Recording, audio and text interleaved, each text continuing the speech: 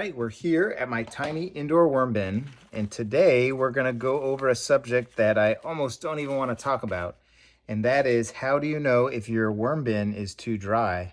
And the first way to know is kind of looking at the top. Is the stuff that's on top just kind of bone dry? And this is a little bit bone dry, but not quite. There's still, like, this piece right here is a little moist. So let's keep digging in here and seeing how the rest of it is doing. Now, as I go in, boom, right away, I see some moist areas here. So this bin, just like this, I would not classify as being too dry for the worms. There is a lot of amount on the top, so it could use some liquid.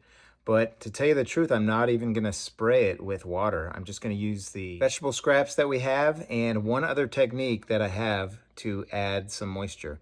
And within that dry material, look at that, there was a worm.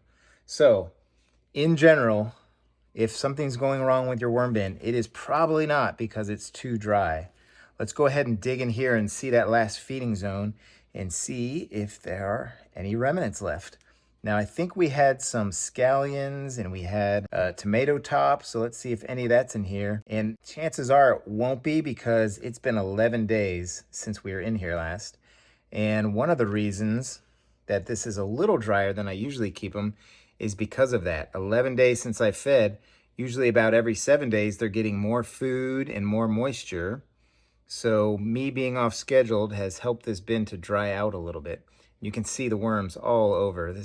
They're doing great and they're active. They're nice and dark. These are red wigglers here. So again, the top of them is almost like a maroonish color. And on the bottom, they're a little bit lighter color there. So like I said, if something's going wrong with your bin, if you're getting ammonia smells or fermented areas, it is not because your bin is too dry. And your bin, you want to look at the overall health. You could have pockets of areas that are too moist. You could have pockets of area that are too dry. So you're looking at the overall health of the bin.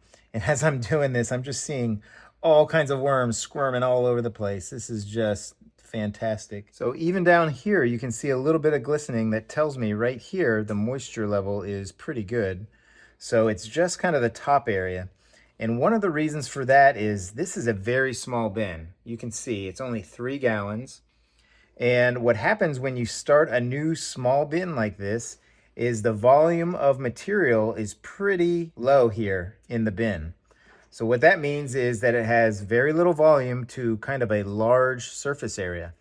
If we had a bigger bin, we'd have a lot more volume of material here to a smaller surface area. And what that does is it allows less moisture to escape through that tinier area of surface area. So when I'm starting a small bin like this, I really need to be watching out for both overfeeding, which leads to getting too damp, and underfeeding or letting it dry out. And then one kind of special case for me here is I'm in Florida and it's getting hot outside. So the air conditioning is starting up a lot.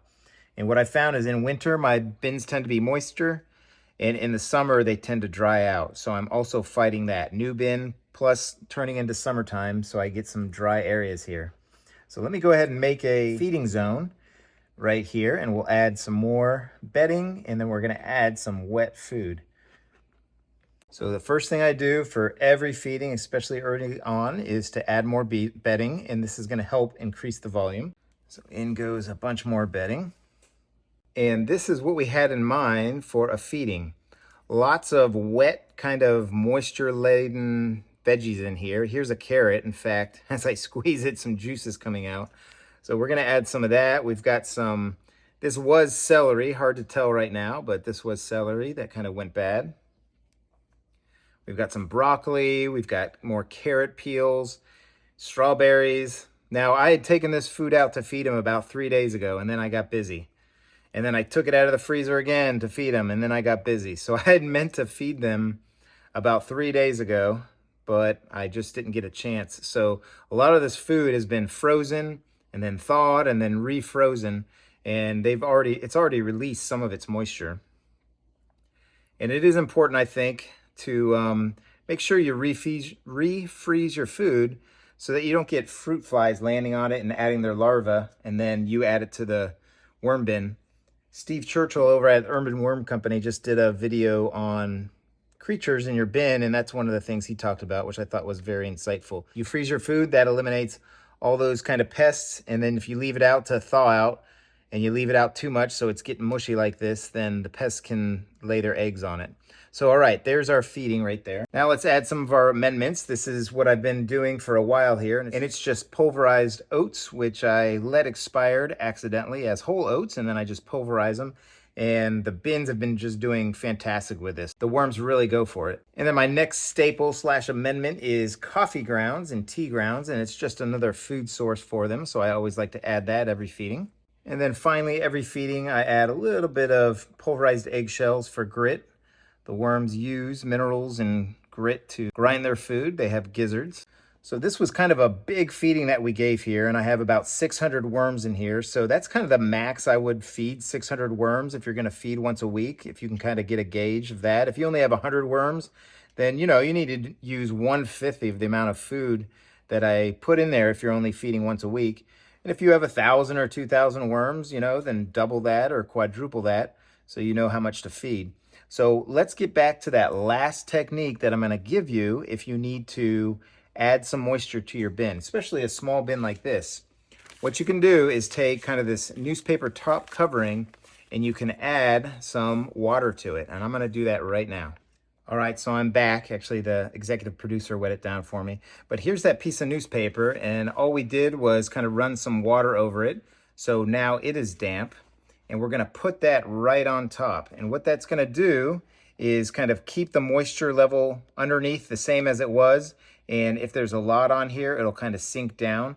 But what it does is it prevents us from over moisturizing or over watering our bins. That is the worst thing that can happen. So I want to make sure that if you feel like your bin is dry, that you take very small steps to add moisture back in. You will not see me spraying water into this bin. It is a very tiny bin, only 3 gallons. So the way that I try to add moisture is 1 through food, and kind of at the last resort, use this. In fact, I probably didn't need to do this, but I just wanted to demonstrate to you. So I hope this has been helpful. If it has been, go ahead and like and subscribe to see more videos. I've got an outdoor worm bin, and I've got a Vermihut worm tower where I do different things and different experiments in it. So I hope this has been helpful to you, and I hope you're having a great day. So happy vermicomposting, everybody. Take care now. And even down here, I'm seeing a little bit of glistening. So the worms, can you see my head? I could. How much? Oh, I'll have to, okay. Okay. And here, right here,